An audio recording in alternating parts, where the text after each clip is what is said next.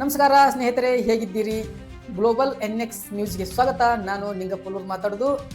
ನೋಡಿ ಫ್ರೆಂಡ್ಸ್, ಇದು ಭಾರತೀಯ ರಾಜಕೀಯದಲ್ಲಿ, ಅದರಲ್ಲೂ ಪಶ್ಚಿಮ ಬಂಗಾಳದ ರಾಜಕೀಯದಲ್ಲಿ ಈಗ ಅತಿ ದೊಡ್ಡ ಹೈಡ್ರಾಮಾ ಶುರುವಾಗಿದೆ. ಮೊನ್ನೆಯಷ್ಟೇ ಲೋಕಸಭೆಯಲ್ಲಿ ನಿಂತು NDA ಸರ್ಕಾರದ ವಿರುದ್ಧ ತೀವ್ರ ವಾಗ್ದಾಳಿ ನಡೆಸಿದ TMC ಫೈರ್ ಬ್ರ್ಯಾಂಡಿನ ಸಂಸದೆ ಸಾಯೋನಿ ಘೋಷ್ ಈಗ ಮಮತಾ ಬ್ಯಾನರ್ಜಿಯ ವಿರುದ್ಧವೇ ಬಂಡಾಯ ಎದ್ದಿದ್ದಾರೆ. ಹೌದು ಸ್ನೇಹಿತರೆ, TMC ಪಕ್ಷದ ಸುಮಾರು 20 ಸಂಸದರ ರೆಬಲ್ ಕ್ಯಾಂಪ್ ಸೇರಿಕೊಂಡಿರುವ ಸಾಯೋನಿ ಘೋಷ್ ಈಗ NDA ಪಕ್ಷದ ಒಕ್ಕೂಟದತ್ತ ಮಖ ಮಾಡಿದ್ದಾರೆ. ಈ ಆಘಾತಕಾರಿ ಸುದ್ದಿ ರಾಜಕೀಯ ವಲಯದಲ್ಲಿ ಸಂಚಲನ ಮೂಡಿಸಿದೆ. ಅಷ್ಟಕ್ಕೂ ಈ ಉಲ್ಟಾ ಹೊಡೆದಿದ್ದು ಯಾಕೆ? ಈ ನಿರ್ಧಾರದಿಂದ ಸಾನಿಯಾ ಘೋಷ್ ಸಿಗುವ ಲಾಭಗಳೇನು ಮತ್ತು TMC ಪಕ್ಷಕ್ಕೆ ಆಗುವ ನಷ್ಟಗಳೇನು? ಇದರ ಸಂಪೂರ್ಣ ಸತ್ಯಾಂಶತೆಯನ್ನು ನಾನು ಈ ಇವತ್ತಿನ ವಿಡಿಯೋದಲ್ಲಿ ಫುಲ್ ಡೀಟೇಲ್ಸ್ ಆಗಿ ತಿಳಿಸಿಕೊಡುತ್ತೇನೆ.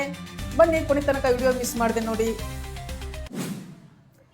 ವೀಕ್ಷಕರೇ, ಮೊದಲು ನಾವು ಈ ಸಾಯೋನಿ ಘೋಷ್ ಯಾರು ಅಂತ ತಿಳಿದುಕೊಳ್ಳಬೇಕಾಗುತ್ತದೆ. ನೋಡಿ, 1993ರಲ್ಲಿ ಕೋಲ್ಕತ್ತಾದಲ್ಲಿ ಜನಿಸಿದ ಈ 33 ವರ್ಷದ ನಾಯಕಿ ಮೂಲತಃ ಬೆಂಗಾಲಿ ಚಿತ್ರರಂಗದ ಪ್ರಸಿದ್ಧ ನಟಿ ಮತ್ತು ಗಾಯಕಿ ಅಂತ ಹೇಳಬಹುದು. ಹಲವು ವರ್ಷಗಳ ಸಿನಿಮಾಗಳಲ್ಲಿ ಮತ್ತು ಟಿವಿ ಸೀರಿಯಲ್ಗಳಲ್ಲಿ ಮೂಲಕ ಭಾರಿ ಫೇಮಸ್ ಆಗಿದ್ದ ಇವರು 2021ರಲ್ಲಿ ಮಮತಾ ಬ್ಯಾನರ್ಜಿಯ ನೇತೃತ್ವದ ತೃಣಮೂಲ ಕಾಂಗ್ರೆಸ್ TMC ಪಕ್ಷವನ್ನು ಅಧಿಕೃತವಾಗಿ ಸೇರಿಕೊಂಡರು. ತಮ್ಮ ಅದ್ಭುತ ಭಾಷಣದ ಶೈಲಿಯಿಂದಾಗಿ ಇವರ ತಕ್ಷಣವೇ TMCಯ ಯುವ ಮೋರ್ಚಾ ಅಧ್ಯಕ್ಷರಾಗಿ ನೇಮಕಗೊಂಡರು. 2024ರ ಲೋಕಸಭಾ ಚುನಾವಣೆಯಲ್ಲಿ ಜಾದವ್ಪುರ್ ಕ್ಷೇತ್ರದಿಂದ ಸ್ಪರ್ಧಿಸಿದ ಸಾಯೋನಿ ಬರೋಬ್ಬರಿ 2.5 ಲಕ್ಷ ಮತಗಳಿಂದ ಅಂತರದಿಂದ ಗೆದ್ದು ಸಂಸದೆ ಪ್ರವೇಶಿಸಿದರು. ಸಂಸತ್ತಿನಲ್ಲೂ ಮಮತಾ ಬ್ಯಾನರ್ಜಿ ಅವರ ಪ್ರಬಲ ಬೆಂಬಲಿತರಾಗಿ NDA ಸರ್ಕಾರದ ವಿರುದ್ಧವೇ ಕಟುವಾಗಿ ಟೀಕಿಸುತ್ತಿದ್ದರು. ಹಾಗಾದರೆ ಇಷ್ಟೆಲ್ಲ ಇದ್ದರೂ ಸಾಯೋನಿ ಘೋಷ್ TMC ಬಿಟ್ಟು NDA ಬಣ ಸೇರಲು ಮುಂದಾಗಿದ್ದೇಕೆ? ಈ ಹಿಂದಿನ ಒಂದು ಬಿಗ್ ಟ್ವಿಸ್ಟ್ ಇದೆ.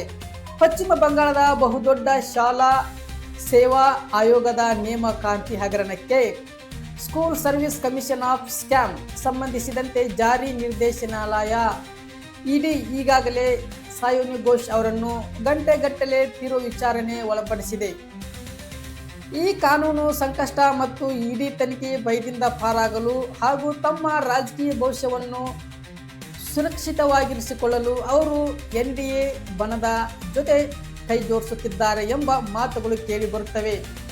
ಹಾಗಾದರೆ ಈಗ ಸಾನಿಯಾ ಘೋಷ್ ಅವರಿಗೆ ಇದರಿಂದ ಏನು ಲಾಭ ಆಗುತ್ತದೆ ಅಂತ ನೋಡೋಣ ಬನ್ನಿ. ಕೇಂದ್ರದ ರಕ್ಷಣೆ NDA ಮೈತ್ರಿಕೂಟದತ್ತ ಒಲವು ತೋರಿಸುವುದರಿಂದ ಅದರ ಮೇಲಿರುವ ED ಮತ್ತು ಭ್ರಷ್ಟಾಚಾರ ತನಿಖೆಗಳು ತೀವ್ರ ಕಡಿಮೆಯಾಗಬಹುದು, ಅಥವಾ ಇವರಿಗೆ ಒಂದು ರೀತಿಯ ರಾಜಕೀಯ ರಕ್ಷಣೆಯೂ ಕೂಡ ಸಿಗಬಹುದು.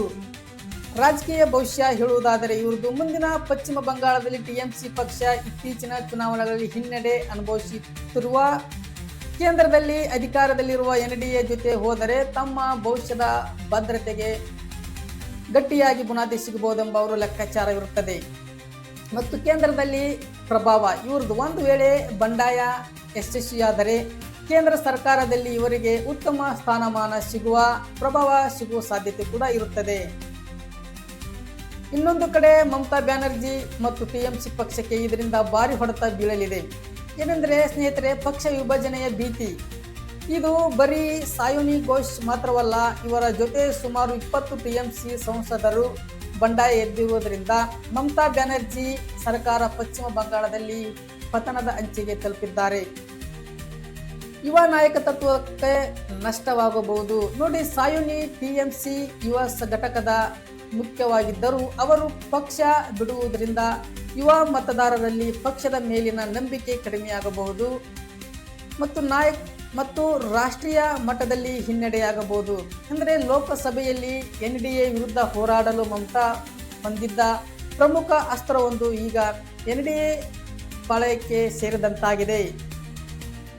ಈ ನಿರ್ಧಾರ ಅನಾನುಕೂಲಗಳು ಮತ್ತು ಇದರಿಂದ ದೇಶದ ರಾಜಕೀಯದ ಮೇಲೆ ಮುಂದಾಗುವ ಅನಾನುಕೂಲಗಳು ಏನೆಂದರೆ, ಕೇಂದ್ರದ NDA ಸರ್ಕಾರದ ಸರ್ಕಾರ ಮತ್ತು ಷರತ್ತು ಬಲಗೊಳ್ಳುತ್ತದೆ ಮತ್ತು ಲೋಕಸಭೆಯಲ್ಲಿ ಇದರ ಸಂಖ್ಯಾಬಲ ಹೆಚ್ಚಾಗುತ್ತದೆ NDAಗೆ.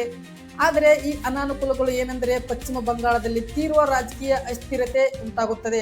ಭ್ರಷ್ಟಾಚಾರ ಆರೋಪ ಎದುರಿಸುತ್ತಿರುವ ನಾಯಕರು ಪಕ್ಷಾಂತರ ಮಾಡುವುದರಿಂದ ರಾಜಕೀಯ ವ್ಯವಸ್ಥೆ ಮೇಲಿನ ಜನರ ನಂಬಿಕೆ ವಿಶ್ವಾಸಕ್ಕೆ ಧಕ್ಕೆ ಕೂಡ ತರಬಹುದು. ಇದು ವೀಕ್ಷಕರೇ, ಸಾಯೋನಿ ಘೋಷ್ ಅವರ ಈ ನಡೆ ಪಶ್ಚಿಮ ಬಂಗಾಳದಿಂದ ರಾಜಕೀಯದತ್ತ ಚಿತ್ರಣವೇ ಬದಲಾಯಿಸಲಿದೆ. ಮಮತಾ ಬ್ಯಾನರ್ಜಿಯ ಅವರ ಕೋಟೆಯನ್ನು ಉರುಳಿಸಲು NDA ಹೂಡಿರುವ ಈ ಮಾಸ್ಟರ್ ಪ್ಲಾನ್ ಬಗ್ಗೆ ನಿಮ್ಮ ಅಭಿಪ್ರಾಯವೇನು? ಸಾಯೋನಿ ಘೋಷ್ ಮಾಡಿದ್ದು ಸರಿಯೋ ಅಥವಾ ತಪ್ಪೋ ಕಾಮೆಂಟ್ ಮಾಡಿ ತಿಳಿಸಿ. ವಿಡಿಯೋ ಇಷ್ಟವಾಗಿದ್ದರೆ ಲೈಕ್ ಮಾಡಿ ಮತ್ತು ನಿಮ್ಮ ಸ್ನೇಹಿತರು ಕೂಡ ಶೇರ್ ಮಾಡಿ. ಇಂಥದ್ದೇ ಇಂಟ್ರೆಸ್ಟಿಂಗ್ ರೋಮಾಂಚಕ ರಾಜಕೀಯ ಸುದ್ದಿಗಳಿಗಾಗಿ ನಮ್ಮ ಚಾನಲ್ ಮರೆಯದೆ ಸಬ್ಸ್ಕ್ರೈಬ್ ಮಾಡಿ. ಧನ್ಯವಾದಗಳು. ಮುಂದಿನ ವಿಡಿಯೋದಲ್ಲಿ ಸಿಗೋಣ. Thank you.